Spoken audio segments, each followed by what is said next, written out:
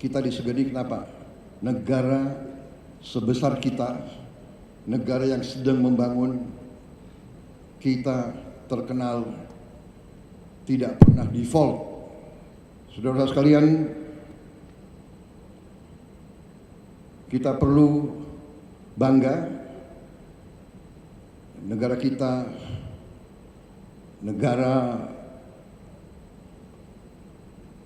developing, negara yang sedang membangun.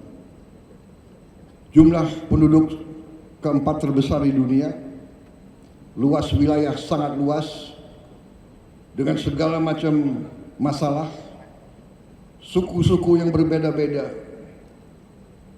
agama yang berbeda-beda, masalah yang berbeda-beda. Kita dapat membawa bangsa kita sampai ke sekarang.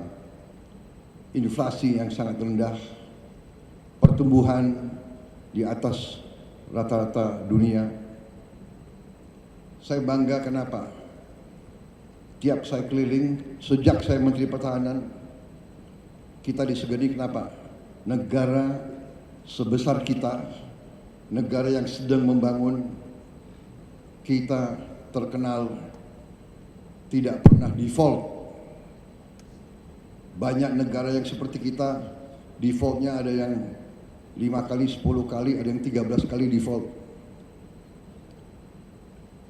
Negara yang termasuk industri yang maju, teknologi yang maju, inflasinya pun di atas 60%. Ketidakstabilan ekonomi di banyak negara-negara itu membuat situasi kita, situasi yang patut kita syukuri, bukan untuk kita euforia, bukan untuk kita lengah, justru untuk kita semakin hati-hati. Indonesia berada dalam posisi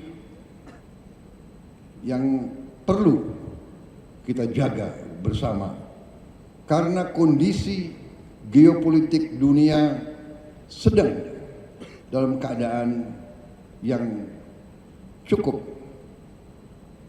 peka dan cukup bisa dikatakan penuh ketidakpastian. Tapi kalau kita lihat perkembangan akhir-akhir ini, memang ada peningkatan ketegangan di Ukraina, tetapi banyak pengamat, banyak pemikir menilai bahwa dengan pemilihan Presiden Amerika yang baru, kemungkinan bisa terjadi terobosan-terobosan yang positif. Di Timur Tengah pun, dengan adanya gencatan senjata di Lebanon, membawa ke arah yang lebih positif. Kita berharap akan ada terobosan-terobosan juga di Gaza. Situasi penuh ketidakpastian ini mengharuskan kita untuk selalu waspada, selalu hati-hati. Tapi saya bersyukur bahwa suasana secara garis besar di Republik Indonesia ini cukup tenang dan cukup kondusif. Baru saja kita selesai pilkada kabupaten dan provinsi di seluruh Indonesia, puluhan provinsi, ratusan kabupaten kota. Syukur alhamdulillah berjalan dengan tenang, dengan damai. Untuk itu juga saya ucapkan terima kasih kepada semua pihak yang telah bekerja keras. Dan ini menandakan terjadi suatu kematangan, terjadi suatu proses pendewasaan dalam bermasyarakat, bernegara, berpolitik,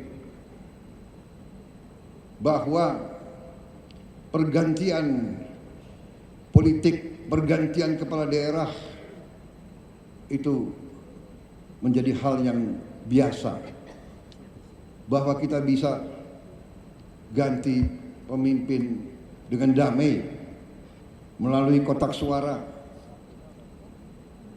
Walaupun mungkin kita belum puas, harus kita perbaiki, benar.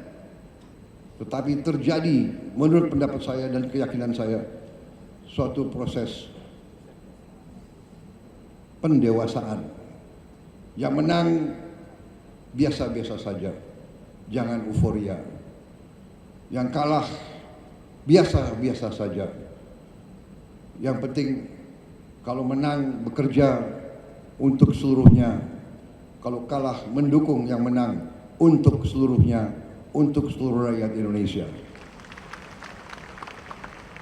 Saya kira itu pesan yang ingin saya sampaikan kepada masyarakat keuangan. Anda memainkan peran yang penting. Anda mengelola uang rakyat Indonesia. Kita harus jaga uang rakyat. Kita harus bijak. Kita harus bertanggung jawab, karena ini adalah darah dan keringat rakyat Indonesia, darah dan keringat ratusan juta rakyat Indonesia yang bekerja sangat keras. Dan kita di ibu kota ini sekarang, di tempat yang baik ini sekarang, kita adalah penerima amanah. Kita adalah